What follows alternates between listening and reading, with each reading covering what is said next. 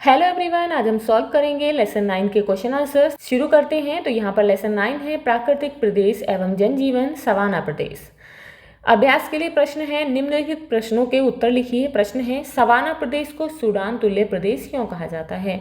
तो सवाना प्रदेश को सूडान तुल्य प्रदेश, सूडान के समान प्रदेश इसलिए कहा जाता है क्योंकि इसका सबसे विस्तृत और आदर्श विस्तार अफ्रीका के सूडान क्षेत्र में मिलता है, जहां वही विशिष्ट जलवायु और वनस्पति पाई जाती है जो सवाना की पहचान है। यहाँ ग्रीष्म ऋतु में वर्षा और शेष वर्ष में लंबा शुष्क काल रहता है, जिसके कारण लंबी मोटी घासें और विरल दूर दूर खड़े सूखा सहिष्णु वृक्ष उगते हैं। सूडान में पाई जाने वाली यही घास भूमि हाथी घास, कंटीली झाड़ियाँ और विरल वृक्षों का संयोजन दुनिया के अन्य सवाना क्षेत्रों से पूरी तरह मेल खाता है। इसी कारण भूगोल की पुस्तकों में सवाना को सूडान के समान प्रकृति का प्रदेश कहकर सूडान तुल्य प्रदेश नाम दिया गया है। अब यहाँ पर प्रश्न है, सवाना प्रदेश में वर्षा कब होती है? तो सवाना प्रदेश में उष्ण कटिबंध के मध्य भागों में स्थित होने के कारण यहाँ वर्षा मुख्यतः ग्रीष्म ऋतु में होती है, यानी कि गर्मी के समय में होती है, और वर्ष का शेष भाग प्राय शुष्क रहता है।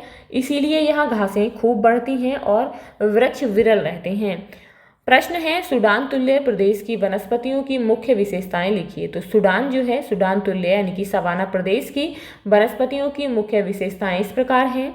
यहाँ लंबी, घनी और मोटी घास पाई जाती है जो प्राय 3 मीटर तक ऊंची हो सकती है। इसीलिए इस प्रदेश को घास भूमि का स्वरूप मिलता है। इन घासों के बीच वृक्ष विरल और दूर दूर खड़े होते हैं, जिनकी जड़ें गहरी तथा पत्तियां कठोर या मोमी होती हैं, ताकि वे लंबे शुष्क काल और आग का सामना कर सकें।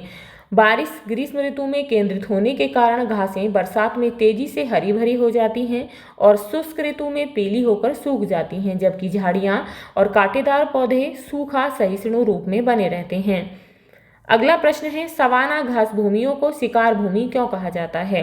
तो सवाना घास भूमियों को शिकार भूमि यानी कि बिग गेम कंट्री इसलिए कहा जाता है क्योंकि यह लंबी घनी घास और विरल पेड़ों वाला खुला परिदृश्य बड़े बड़े शाकाहारी जानवरों जैसे कि जेब्रा, जिराफ, गैंडा और हाथी को प्रचुर चारा और विस्तृत विचरण स्थल देता है।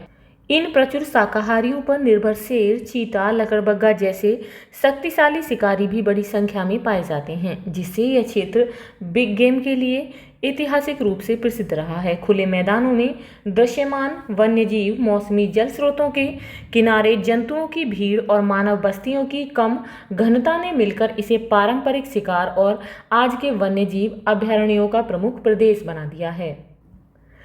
अब अगला प्रश्न है, हौसा जनजाति का प्रमुख व्यवसाय क्या है? तो हौसा जनजाति का प्रमुख व्यवसाय कृषि है, जिसमें मक्का, ज्वार, बाजरा और मूंगफली जैसी फसलें प्रमुख है। साथ ही वे गाय, बैल, बकरियां भी पालते हैं। अब यहाँ पर नेक्स्ट है, सही जोड़े बनाइए। तो यहाँ पर फर्स्ट है मसाई। तो मसाई जनजाति के लोग रहते हैं पूर्वी अफ्रीका में, हौसा नाइजीरिया, पिग्मी जायरे घाटी में और सेमांग मलाया में। तो आप जो है इसके साथ मैच करेंगे। अब यहाँ पर नेक्स्ट है, सही कथन के सामने सही और गलत कथन के सामने गलत का चिन्ह लगाइए। तो सवाना प्रदेश विश्व का सबसे विकसित प्रदेश है, तो ये गलत है। नेक्स्ट है, सवाना प्रदेश में ग्रीष्मकाल में वर्षा होती है, बिल्कुल सही। मसाई जनजाति के लोग पशुपालन करते हैं, ये भी सही है। एमू पक्षी सवाना घास भूमियों में पाया जाता है, ये भी सही है। अब यहाँ पर नेक्स्ट है, भौगोलिक कुशलताएं। विश्व के रिक्त मानचित्र पर सवाना प्रदेश को छायांकित कीजिए। तो आप अपनी बुक से देखकर विश्व के खाली मानचित्र पर सवाना प्रदेश को दर्शाएंगे। अब यहाँ पर नेक्स्ट है, परियोजना कार्य, प्रोजेक्ट वर्क है। विषुवत रेखीय प्रदेश और सवाना प्रदेश की वनस्पतियों की तुलना कर उनके बीच अंतर को अपनी अभ्यास पुस्तिका पर लिखिए। तो विषुवतीय रेखीय प्रदेश और सवाना प्रदेश की वनस्पतियों में क्या अंतर है वो आपको बताने हैं। तो यहाँ पर सबसे पहला है वर्षा। विषुवत रेखीय प्रदेश में वर्ष भर बहुत अधिक और नियमित वर्षा होती है, जिसके कारण मिट्टी सदैव नम रहती है और दैनिक गरज चमक वाली वर्षा सामान्य मानी जाती है। सवाना प्रदेश में वर्षा मुख्यतः ग्रीष्म ऋतु में होती है। कब होती है? गर्मी की ऋतु में। विषुवत रेखीय में होती है वर्ष भर, और वर्ष का बड़ा भाग शुष्क रहता है, इसीलिए नमी मौसमी होती है और लंबा सूखा काल पड़ता है। विषुवत रेखीय वनों का घनत्व अत्यधिक होता है।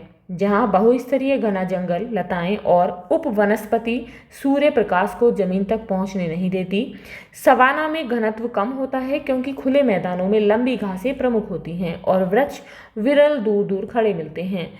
और किसमें अंतर होता है? वृक्षों की बनावट। विषुवत रेखीय वृक्ष ऊंचे सीधे तनों वाले, चौड़ी सदाबहार पत्तियों वाले और प्राय सतही जड़ों तथा सहारा जड़ों यानी कि बट्रेस के साथ पाए जाते हैं।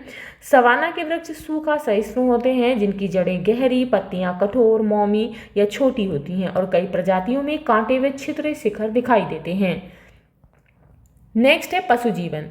विषुवत रेखीय वनों में घने जंगल के अनुकूल वृक्षवासी और आर्द्रता प्रिय जीव जैसे कि प्राइमेट्स, रंग बिरंगे पक्षी, कीटों की विपुलता और छोटे मध्यम आकार के स्तनधारी अधिक मिलते हैं। और सवाना में विशाल घास भूमि बड़े बड़े शाकाहारियों जैसे कि जेब्रा, जिराफ, हाथी, गेंडा और मृगों की बड़ी झुंडों के लिए उपयुक्त है, जिन पर निर्भर शेर, चीता और लकड़बग्गा जैसे शिकारी भी प्रचुर मात्रा में पाए जाते हैं।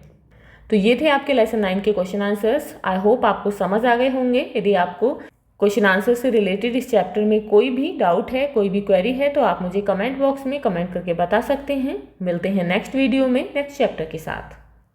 If you like this video please like and share, and if you are new on this channel please subscribe the channel. Thank you.